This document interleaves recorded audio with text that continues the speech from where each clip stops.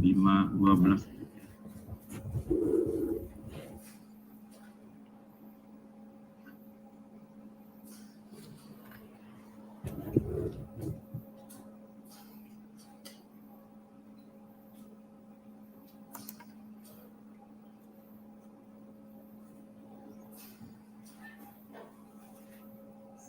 Silakan Kodek, kita bisa mulai saja.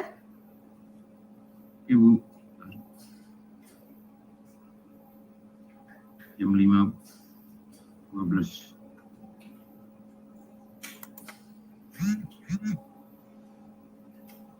Satu menit lagi Bu mulai.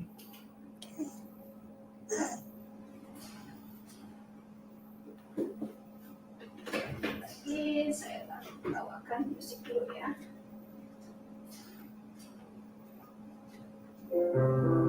Dalam 1 menit kita mulai. Silakan. Oke. Sudah bisa mulai ya.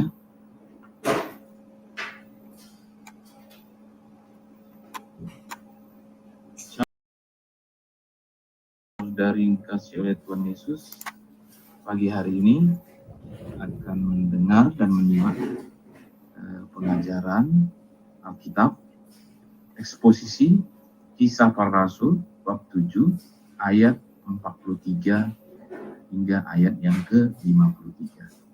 Segera saja akan dimulai dengan doa pembukaan. Saya akan pimpin dalam doa.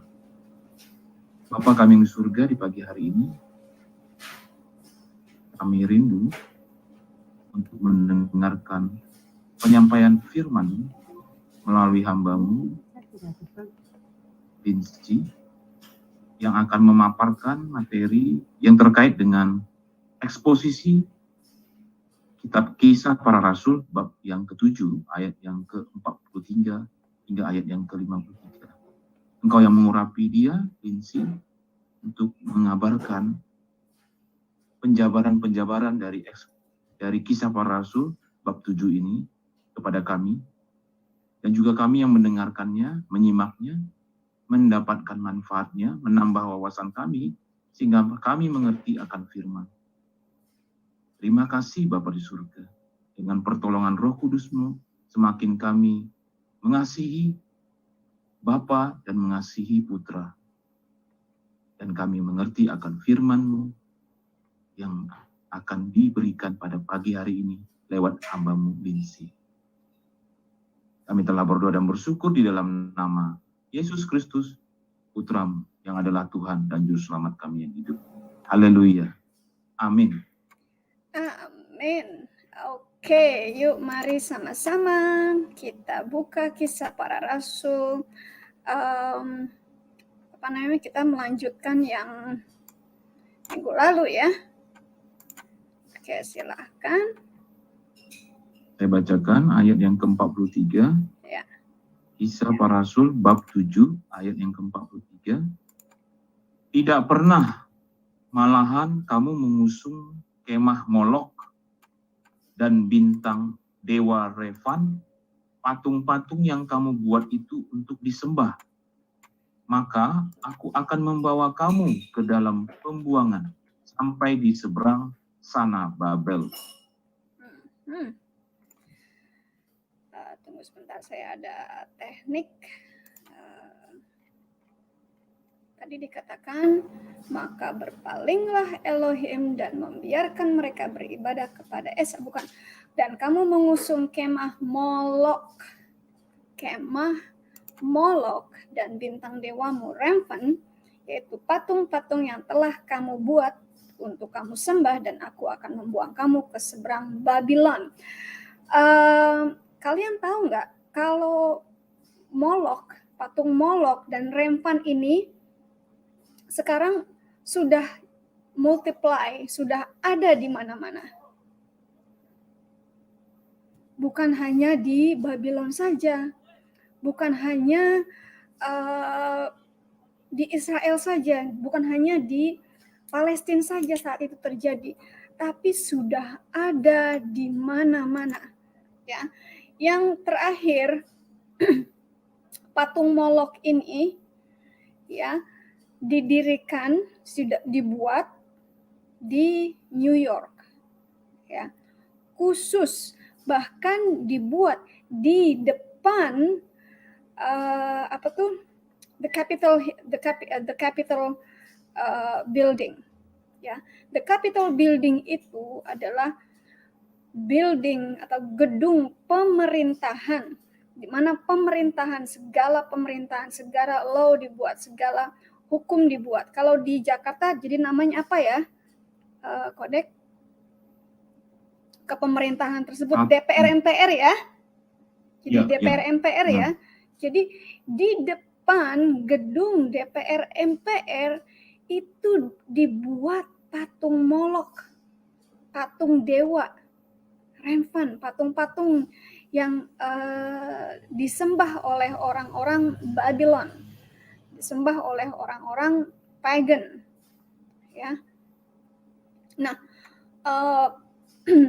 Molok ini, ya, adalah nama dewa, deity, atau nama Tuhannya mereka, ya, namanya Molok. Itu dari Ammonite, ya, yaitu dewa ini spesifiknya adalah menerima persembahan anak-anak kecil, ya, atau anak-anak atau bayi dengan cara dibakar atau dilemparkan ke api, ya. Tapi sekarang, zaman sekarang ini bukan lagi dengan cara tradisi dilemparkan ke api atau dibakar anak-anak tersebut. Tapi dengan cara apa? Cara modernnya sekarang ini, ya, anak-anak ini dipersembahkan di child trafficking, ya, dipersembahkan sebagai apa ya, mainan seks mungkin, ya. Anak-anak ini dipersembahkan, dan selain itu juga aborsi yang terjadi di seluruh dunia itu sebenarnya adalah mempersembahkan bayi tersebut kepada dewa Molok secara tidak kita sadari. Ya, kalau di sini di Planned Parenthood, ya, di tempat aborsi, ya, mereka bahkan terang-terangan mereka mempersembahkan bayi-bayi aborsi ini untuk Tuhan Molok, untuk dewa Molok. Secara terus terang, mereka tidak lagi menutupi diri siapa yang mereka sembah. Ya, kalau di Indonesia masih ngumpet-ngumpet, ya. Tapi kalau di sini di Amerika itu sudah terbuka semuanya, sudah terang-terangan. Ini saya yang menyembah dewa Molok dengan mempersembahkan bayi-bayi hasil aborsi, ya. Nah, dewa Molok ini supposed to be itu atau adalah sun god, ya, dewa matahari, ya, atau sebagai dewa matahari, ya, saya susah cari Indonesianya, ya. Dewa matahari. Kalau kita perhatikan, kita lihat di USA juga, ya, banyak itu simbol-simbol matahari, ya, di depan pintu atau ada di depan garasi itu, ya. Nah, secara tidak mereka sadari itu adalah simbol dari dewa matahari. Iya, kelihatannya menarik, kelihatannya bagus karena itu seperti simbol matahari yang menerangi. Tapi kita sebagai orang Kristen jangan menjadi orang yang tidak mengerti akan simbol-simbol, ya. Jadi kita juga harus mengerti maksudnya apa nih, simbol ini artinya apa, ya. Jangan kita dibodohi dengan simbol, oh ini artinya peace misalnya, padahal itu artinya adalah salib yang patah, ya. Ada kan yang simbol simbol peace, ya. Mungkin saya bisa gambarkan, ya, sedikit. Kalau simbol peace itu kan seperti ini, ya. Nggak kelihatan, gimana sih? kurang ini ya, kurang jelas. Bentar.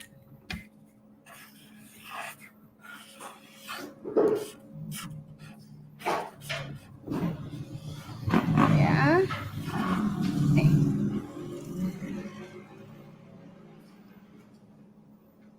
Masih nggak kelihatan ya? Nggak, saya cari tahu bagaimana Kelihatan nggak caranya. itu Walter Ryan?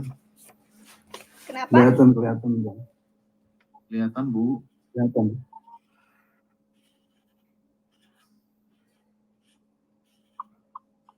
Biar lebih tebal lagi ya. Dulu nih zaman saya waktu masih muda, Cailah, masih zaman sekolah ya. Ini simbol ngetren, simbol katanya simbol peace. Nah, kelihatan ya tadi. Nah, itu dia. Kelihatan kan? Ya. Ya. Ini orang bilang ini peace, simbol peace ya. Ini artinya sebenarnya adalah broken cross atau salib yang patah. Kalau salib yang patah, mereka mengartikan sebagai Yesus tidak pernah disalib. Itu maksudnya. Ya. Yesus tidak pernah disalib. Itu maknanya nih, broken cross. Begitu. Jadi kita juga jangan naif ya dengan simbol-simbol yang ada di dunia ya. Nanti ada lagi simbol-simbol Ankh itu ya. Ankh ini banyak dipakai oleh orang-orang yang menyembah setan di gereja-gereja setan ya. Sekarang di US kan banyak nih berdiri banyak gereja setan. Ini bentuk Ankh, namanya Ankh. Ini bentuk Ankh ya. Ya. Kelihatannya seperti cross ya, tapi ada seperti bulatan di atas. Itu artinya Yesus Kristus tidak pernah naik, tidak pernah bangkit. Begitu ya. Ini artinya Yesus Kristus mati tapi tidak pernah bangkit. Ya. Nah, kalung-kalung ini banyak dipakai dan mereka sudah berani memakai, bahkan dijual di toko-toko jewelry ya sebagai Ankh, sebagai simbol bahwa saya adalah pengikut setan. Hati-hati ya. Banyak yang nggak tahu kan maksud arti dari ini kan Ankh. Ya. Gitu. Tadi sampai mana ya? Tadi sampai yang 43. Patung-patung yang telah kamu buat untuk kamu sembah. Ya. Mungkin kita secara tidak langsung kita menyembah, tapi dengan kita memakai simbol-simbol, ya itu artinya saya adalah bagian dari iblis, dari roh jahat. Secara kita tidak sadari, ya. Dan aku akan membuang kamu ke seberang Babylon. Ini serem banget kalau hanya karena hal yang sepele, karena hal yang kita tidak mengerti, kita ikut-ikutan, lalu Tuhan mengatakan, aku akan membuang kamu ke seberang Babylon. Serem ya? Ya. Serem. Sekarang kenapa saya membawakan hal ini? Ya, kenapa saya sangat sangat keras dengan simbolik ya. Sebelum kita lanjutkan, coba kita lihat Hosea 4:6 ya. Hosea 4:6. Hosea itu kitab Nabi Hosea ya. Hosea 4:6. Ya. Hosea 6. 4:6. Hosea 4, Hosea 4 ayatnya yang ke-6. Coba. 4 ayat yang ke-6. Ya. Saya bacakan. Umatku binasa karena tidak mengenal Allah, karena engkaulah yang menolak pengenalan itu. Maka aku menolak engkau menjadi imamku, Dan karena engkau melupakan pengajaran Allahmu, maka aku juga akan melupakan anak-anakmu. Coba King James-nya. Karena ini bahasa translatornya salah. Tidak tepat. Ya. My people are destroyed for lack of knowledge, Oke, stop. because thou hast Oke, stop Kodek. My people are destroyed for lack of knowledge. My people are destroyed for lack of knowledge. Orang-orangku, hamba-hambaku hancur atau dihancurkan atau sudah hancur atau babak belur. Ya, destroy itu kan hancur, benar-benar hancur. Karena lack of knowledge, karena ketidaktahuannya, karena kenaifannya. Karena engkau sudah menolak knowledge. Because thou hast rejected knowledge. Karena kalian sudah menolak pengetahuan. Udah dikasih tahu kan? Udah dikasih tahu kan? Iya. Ya. Jadi Tuhan bilang jangan ditolak. Ya. I will also reject thee. Karena kalian menolak pengetahuan, maka aku juga akan menolak kalian. Ya. Kalian bukan lagi imam-imam bagiku. Karena kalian sudah melupakan hukum-hukum Tuhan. Aku juga akan melupakan anak-anakmu. Nah, kelihatannya sepele. Ya, kelihatannya sepele. Masa iya cuma karena simbol aja seperti itu sih? Ya. Ingat, di dunia ini ada dua roh. Di dunia ini ada dua roh dan dua kehidupan. Kehidupan yang nyata, yang sekarang kita jalani, nyata nih, sekarang saya bisa lihat, saya bisa rasakan, dan ada juga dunia yang tidak nyata. Ya. Dua kan, dunia roh dan dunia nyata. Roh juga terbagi jadi dua. Roh yang benar, rohnya roh Tuhan, dan roh dari kuasa jahat. Ya. Mungkin mata kita merasa, ini apa sih? Ya. Bukan tidak berarti apa-apa. Tapi roh jahat mengetahui apa maksud simbol tersebut. Secara tidak langsung kita mengatakan kepada, dengan simbol-simbol ini, kita mengatakan kepada si roh jahat, hei, aku ini milikmu. Ya toh? Hei, aku ini milikmu. Kalau kita pakai cross, maka Tuhan, roh jahat juga melihat, oh dia bukan milikku. Tapi bukan berarti orang yang pakai cross, orang yang pakai salib, itu tahu siapa Tuhan. Banyak orang pakai salib aja tapi tidak mengerti, tidak ada kekudusan. Karena yang Tuhan lihat bukan kalungnya tapi hatinya. Apakah benar-benar hati kita sudah disalibkan atau tidak? Ya, ini dari hal yang kecil, dari masalah Molok sampai kemana-mana nih, ya. Karena ya inilah yang namanya eksposisi, kita kupas ya. Raven, nama Koptiknya itu Saturn atau dewa Saturnus, ya. Itu ada di Amos 5 ayat yang ke-26. Itu kamu telah mengangkut sikut rajamu dan Kiun patung-patungmu, bintang dari ilah-ilahmu yang telah kamu buat bagi dirimu sendiri. Ya, the star god. Jadi Tuhan yang berbentuk bintang. Ayo, ingat ada Tuhan dengan bulan sabit dan bintang. bintang itu dewa Saturnus, bulan sabit itu dewa bulan. Ya. Satu lagi dewa matahari. Ya, semalam kita kan mendengar dari Dr. Tony Costa, ya, Alat, Al-Uzza, dan Manat. Alat itu bulan, Al-Manat itu star, dan Uzza itu matahari.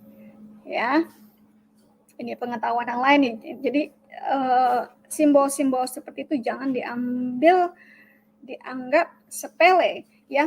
Buat orang-orang Babylon, ya, itu sudah menjadi customary itu kebiasaan membawa ilah-ilah mereka, ya, kemana-mana dibawa, kemana-mana harus ada simbol, ya, kemana-mana harus bawa, entah dari kalung, entah simbol-simbol lainnya, dibawa kemana-mana. Kita yang orang Kristen, yang sudah menerima Kristus, yang sudah lahir baru, kita nggak perlu bawa-bawa barang-barang atau pernik-pernik, ya. Tapi yang kita bawa adalah hati kita yang bersama Yesus. Apakah kita sudah benar? Ya.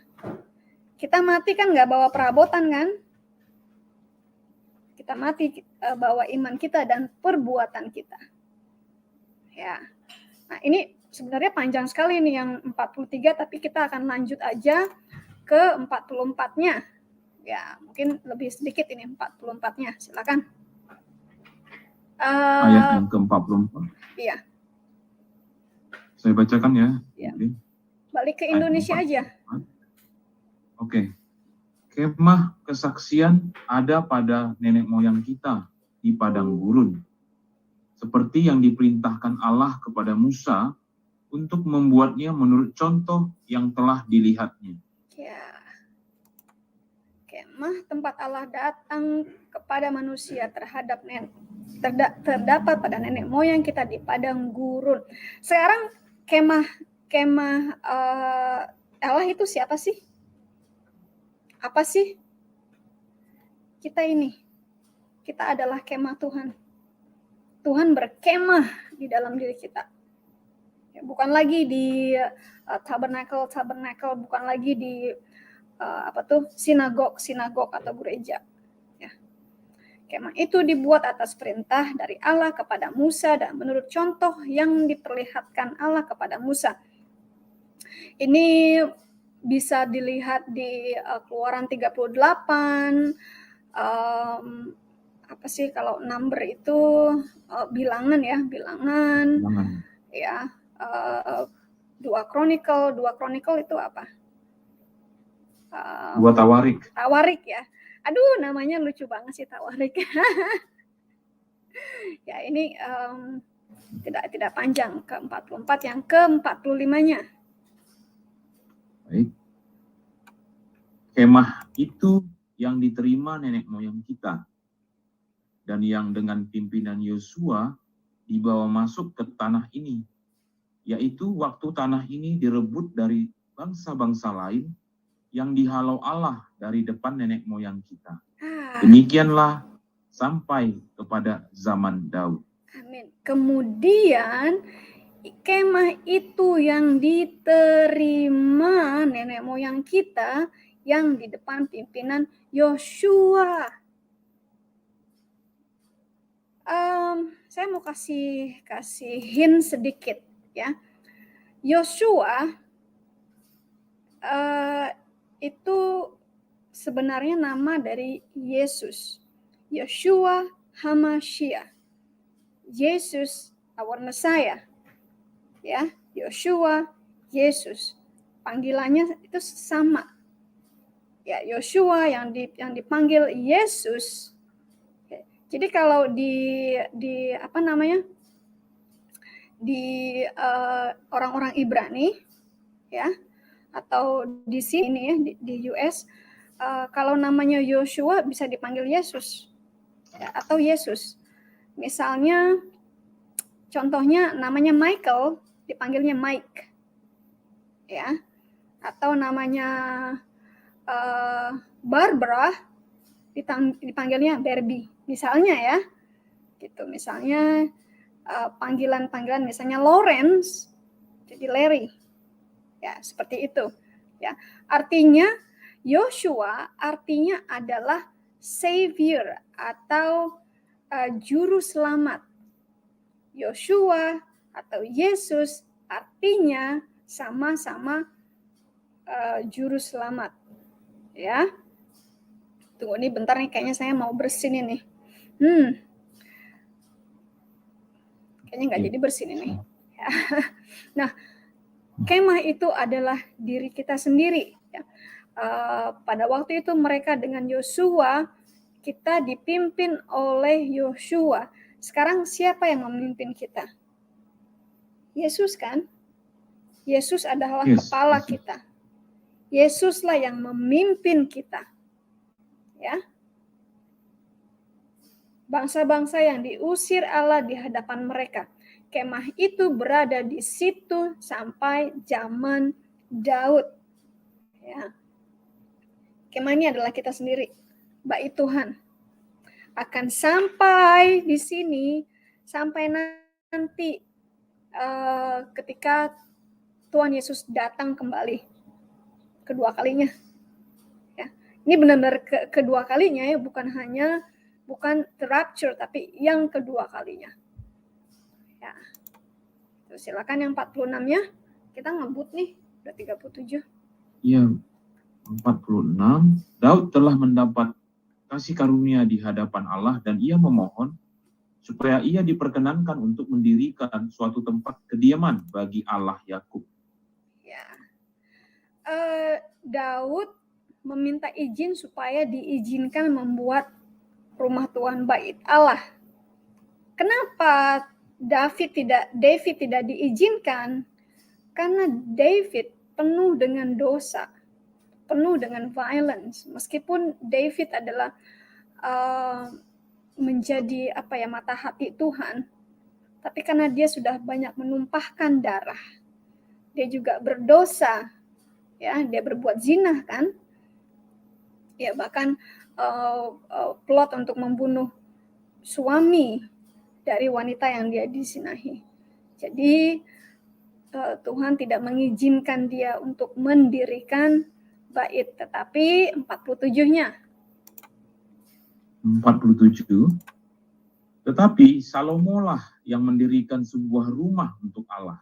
Nah, itu dia. Tapi Salomo lah yang diizinkan Tuhan untuk mendirikan bait, untuk mendirikan rumah untuk Allah. Ya, selanjutnya ayat 48. Tetapi yang maha tinggi tidak diam di dalam apa yang dibuat oleh tangan manusia, seperti yang dikatakan oleh Nabi. Oke, terus 49-nya. Langit adalah tahtaku dan bumi adalah tumpuan kakiku. Rumah apakah yang akan kamu dirikan bagiku? Demikian firman Tuhan. Tempat apakah yang akan menjadi perhentianku? 40. Coba 50-nya. Itu satu bagian itu. 50. Bukankah tanganku sendiri yang membuat semuanya ini? Ya. Yang 48-nya, ya. Bukankah Allah yang maha tinggi, ya, tidak tinggal di dalam rumah yang dibuat manusia? Gereja buatan manusia, sinagog buatan manusia, tempel buatan manusia, kotak amal juga buatan manusia, masjid buatan manusia. Namun Allah yang maha tinggi tidak tinggal di dalam rumah yang dibuat manusia. Sebab di dalam buku Nabi tertulis, ya. Jadi kalau Tuhan tidak mau tinggal di dalam rumah yang dibuat oleh manusia, lalu Tuhan maunya tinggal di mana? Ya. Di mana Tuhan tinggal? Tuhan maunya tinggal di rumah buatan dirinya sendiri. Manusia adalah buatan Tuhan, kreasi Tuhan, ya, yang diciptakan, yang dibuat sesuai dengan gambar, sesuai dengan rupa kehendaknya. Ya, itu yang Tuhan mau. Ya. Langit adalah tahtaku dan bumi alas kakiku. Rumah apakah hendak kamu dirikan untuk aku? Di manakah tempat untuk aku beristirahat? Diri kita. Ya. Bukankah aku sendiri yang menjadikan segala sesuatu? Ya. Tuhan tidak butuh rumah ibadah. Manusia yang membutuhkan rumah ibadah supaya beribadah. Sama-sama beribadah. Ya. Sama-sama satu main, satu ekor, ayo kita beribadah. Kita bersatu, kita kanonaya, kita berhubungan. Kita mengenal satu sama lain, kita mendengarkan khotbah, kita juga mengumpulkan persembahan kita. Disitulah kita membayar kolekte kita. Tapi tidak ada Tuhan menetap di situ. Jadi kalau gereja terbakar, apakah Tuhan kita terbakar? Enggak kan? Enggak kan? Iya. Tidak. Kalau rumah ibadah itu lagi dipel, dibersihkan, apakah itu artinya Tuhan sedang dibersihkan? Enggak kan? Tidak. Ini nih rumah Tuhan. Diri kitalah rumah Tuhan. Kitalah yang dibuat oleh Tuhan. Ini daging ini bukan buatan manusia. Ini buatan Tuhan. Disinilah Tuhan bersemayam. Di hati kita Tuhan bersemayam. Maka kalau hati kita bersih, itu akan menyenangkan Tuhan. Tapi kalau hati kita kotor, Tuhan juga jijik sama kita. Apakah kita mau tinggal di rumah yang penuh dengan kotoran binatang? Halo? Ya, nggak mau kan? Nggak ada yang mau kan? Boro-boro kotoran binatang. Ya. Ada mie bakso ketumpahan aja langsung dibersihin kan? Ada telur jatuh di lantai juga langsung dibersihin kan? Oh, nanti bau amis, nanti lalat masuk. Apalagi kalau rumah itu dipenuhi dengan kotoran. Kotoran binatang, kotoran manusia, kotoran kita sendiri. Nggak ada yang mau. Sama halnya Tuhan. Tuhan tidak mau atau enggan tinggal di rumah yang tidak bersih, yang tidak kudus. Ya. Jadi ini PR buat masing-masing kita. Bagaimana untuk hati kita, diri kita tetap kudus agar berkenan, agar Tuhan berkenan bersemayam di dalam diri kita. Ya. Yang ke-51-nya. Hai orang-orang yang keras kepala dan yang tidak bersunat hati dan telinga. Kamu selalu menentang Roh Kudus, sama seperti nenek moyangmu. Demikian juga kamu. Hai orang-orang yang keras kepala. Ya. Kalau di kitab lainnya itu di Modern Bible-nya ya, Indonesian Modern Bible-nya itu dikatakan hai orang-orang yang tegar tengkuk atau stiff neck. Stiff neck itu tegar tengkuk. Itu ada di Keluaran 32, Keluaran 33, 34, Ulangan 9, ya Ulangan 31 sampai juga ada di Mazmur, ada di Ezekiel, ya, stiff neck, tegar tengkuk, sombong, belagu, keras kepala. Apalagi akronimnya, persamaannya apalagi keras kepala. Dablek, ya kalau orang Jawa bilangnya dablek. Ya. Apalagi bahasa Bataknya apa, Kodek? Ya, ulunya itu keras kepala. Keras kepala ya, keras kepala.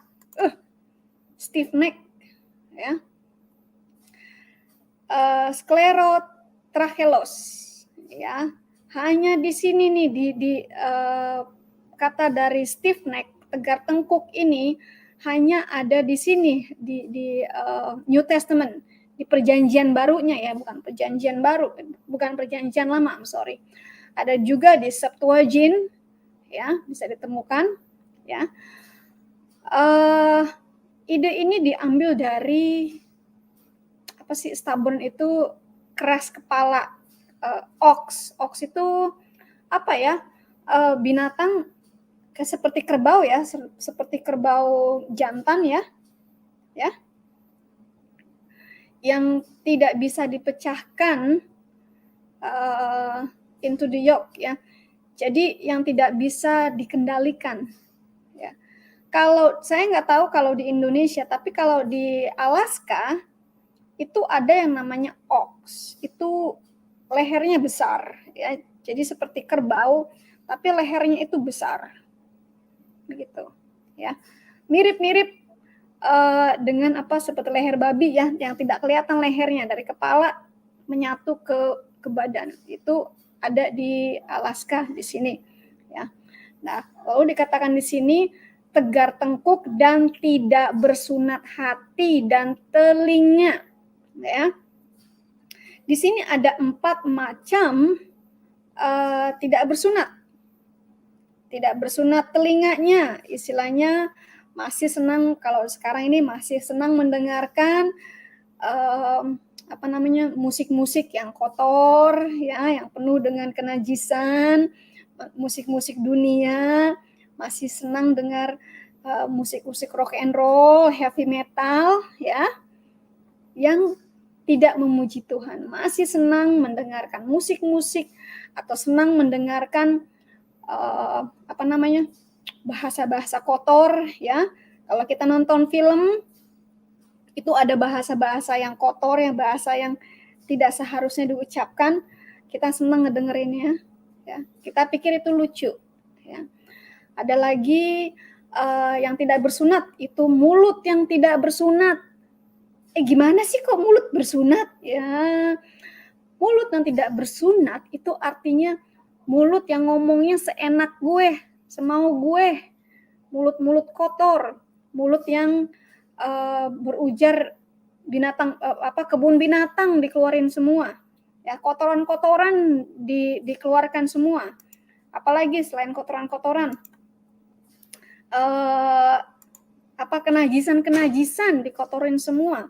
Mulut-mulut yang suka memaki, mulut-mulut yang suka bersumpah, mulut-mulut yang suka berbohong, ya, mulut-mulut yang suka meninggikan diri, belagu ya, mulut-mulut apalagi ya. Wah, ini mulut, kalau ngomong soal mulut aja ini bisa seminggu sendiri nih ya. Dan ada lagi itu yang tidak disunat adalah hati yang tidak disunat. Nah, itu panjang lagi tuh penjabarannya, hati yang tidak disunat itu seperti apa sih ya. Dan yang keempat itu adalah daging yang tidak disunat. Daging yang tidak disunat, misalnya ya, kita masih senang ke bar ya, kita masih senang berjudi, kita masih senang berzina ya. Apalagi kita masih senang mencuri, nyatut, korupsi ya. Apalagi, nah buat adik-adik mungkin masih senang menyontek, nah tuh ya, itu kedagingan ya, daging nih yang tidak bersunat. Jadi ada 4 hal-hal yang tidak bersunat ya. Dan kamu selalu menentang Roh Kudus. Aduh, ini kalau ngomongin soal menentang Roh Kudus, aduh ini bisa 5 jam lagi nih kita terangin, panjang sekali. Tapi kita nggak akan ke situ ya. Nanti ada topiknya sendiri ya. Sebagaimana leluhurmu, demikian jugalah kamu. Seperti bapak, seperti anak. Ini bapak sama anak kok sama aja sih? Ini nenek sama buyut sama aja, kakek dan buyut sama aja. Pernah nggak dengar istilah seperti itu? Ini kok kayak bapak kayak anak ya? Ini kok sama kayak kakeknya ya begini ya? Itu yang namanya kutukan. Panjang lagi nanti. Yang ke-52-nya. Siapakah dari nabi-nabi yang tidak dianiayai oleh nenek moyangmu? Bahkan mereka membunuh orang-orang yang lebih dahulu, memberitakan tentang kedatangan orang benar yang sekarang telah kamu khianati dan kamu bunuh. Ini nih, sedang kejadian nih. Ini yang sedang kejadian. Siapakah dari antara para nabi yang tidak dianiaya? Dari mulai nabi apa? Kita jangan lihat nabi Islam ya. Tapi kita lihat Yesaya dianiaya, Amos dianiaya, Sekaraya dianiaya, Yeremia di penjara, ya, Maikah di penjara. Nabi-nabi, semua nabi-nabi di leluhur di perjanjian lama, bahkan Yohanes Pembaptis itu dianiaya. Bahkan rasul-rasul kita, rasul mulai dari Paulus, ya, itu dianiaya. Semuanya mati karena dianiaya, persekusi. Hanya Yohanes yang matinya mati tua, tapi dia juga dipersekusi, dibuang ke tanah saya lupa namanya. Baru aja kemarin belajar, saya lupa itu namanya. Siapa di antara para nabi yang tidak dianiaya oleh leluhurmu? Bahkan mereka membunuh orang-orang yang telah lebih dulu memberitakan kedatangan yang benar. Coba kita lihat kejadian sekarang di Indonesia. Ya. Buat orang-orang yang memberitakan kebenaran, apakah tidak dianiaya oleh pemerintah Indonesia? Tidak dilarang, YouTube-nya di stop monetize-nya, ya, atau di strike. Hal yang kecil-kecil dulu, dari mulai hal yang kecil, ya, dibunuh dulu keuangannya. Dan sekarang telah kamu hianati dan kamu bunuh. Nah, ini balik ke diri kita sebenarnya. Ya. Apakah kalau kita melihat atau tahu orang yang memberitakan kebenaran firman Tuhan, ya, apakah kita harus menghujatnya karena tidak setuju dengan pendapat kita? Ya. Atau mungkin kita harus belajar mengerti apa yang mereka mengerti. Kalau kita tahu, kita sadar yang dia sampaikan itu salah, apakah tidak baiknya kita sampaikan kepada orang tersebut, Pak, Bu, yang Anda sampaikan kayaknya keliru deh. Mungkin yang Anda maksud seperti ini. Ya. Tapi kalau sekarang kan main serang kan di YouTube kan, yang satu menyerang yang lainnya, yang satu menyerang yang lainnya. Apa bedanya dengan orang-orang Yahudi ini? Nggak ada bedanya. Beda zaman, beda nama aja. Ya. Oke, yang terakhir. Yang terakhir ayat 53. Kamu telah menerima hukum Taurat yang disampaikan oleh malaikat-malaikat. Akan tetapi kamu tidak menurutinya. Ya. Dari mereka telah menerima Taurat yang disampaikan oleh malaikat, tetapi kamu juga tidak menuruti.